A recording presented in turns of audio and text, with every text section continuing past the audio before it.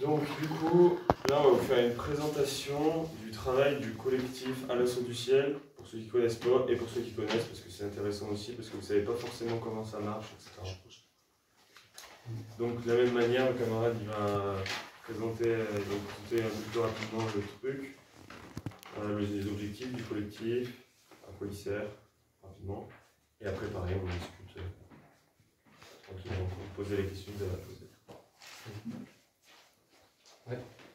Alors, avant de commencer, j'aimerais juste demander qui connaît du coup À l'assaut du ciel, qui a déjà regardé des vidéos dessus. Et qui connaît pas alors Et qui connaît pas plutôt. Okay. Tout le monde connaît. Parfait. Donc, je vais commencer. Ce qui est important à savoir à propos de l'assaut du ciel, c'est que au premier abord, ça peut ressembler à une chaîne YouTube qui traite de politique comme beaucoup d'autres. Vous en avez sûrement quelques-unes en tête. Mais c'est dans le fond qu'on espère se différencier. On ne souhaite pas offrir une forme de divertissement, on ne souhaite pas occuper votre temps avec des documentaires, avec des thématiques de niche, ce genre de choses. C'est un peu la vision qu'on a un peu de YouTube. Souvent on y va, on regarde un truc à moitié. Notre but, c'est la raison pour laquelle À l'assaut du ciel a été fondée, c'est de développer un outil d'apprentissage, de formation, non pas principalement pour des individus isolés rencontrés au hasard avec les algorithmes d'Internet, mais en lien avec les militants révolutionnaires dans notre État, donc la LJR par exemple, principalement. En particulier ceux qui partagent nos positions et qui souhaitent les approfondir et les appliquer.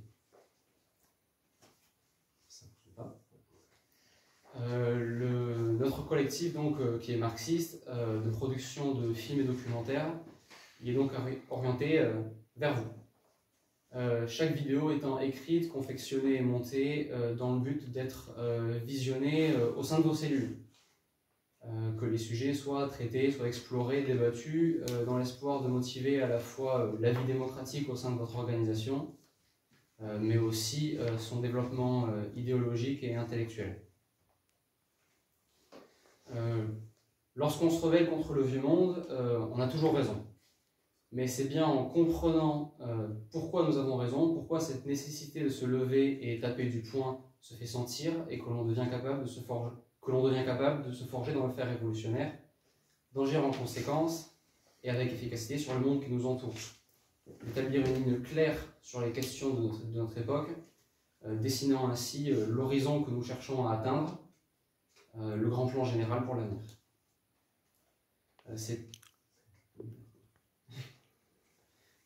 donc une question primordiale en cette période troublée, rendue confuse par tous les mensonges et les idées erronées que la bourgeoisie nous envoie à la figure à longueur de temps, que nous avons décidé d'assumer cela comme notre tâche.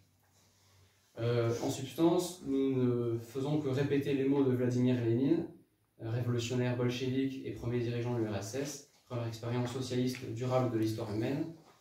Sans théorie révolutionnaire, pas de mouvement révolutionnaire. Nos objectifs principaux sont rendre accessible et approfondir l'étude du marxisme comme méthode pour agir dès aujourd'hui droit vers la révolution socialiste. Et cela en s'attaquant à de nombreux sujets. Certains assez généraux, comme la question de la culture, de la philosophie et de l'économie, et d'autres plus précises, plus concrètes, comme la nature impérialiste de l'Union européenne, par exemple, la nature de la Chine moderne comme une puissance sociale impérialiste, et les outils de manipulation bourgeoise tels que la mascarade électorale, sûrement encore fraîche dans vos esprits, nous en sommes sûrs. Traiter des nombreuses falsifications historiques sur les expériences socialistes précédentes, comme l'URSS et la Chine socialiste de Mao Zedong, mais aussi sur des épisodes plus brefs, des tentatives intéressantes et des essais cuisants de ce mouvement qui est le nôtre. Tout cela, non pas par simple curiosité, mais bien dans le but d'en apprendre et de nous préparer à toutes les possibilités, tout ce qu'on aura affronté sur notre chemin.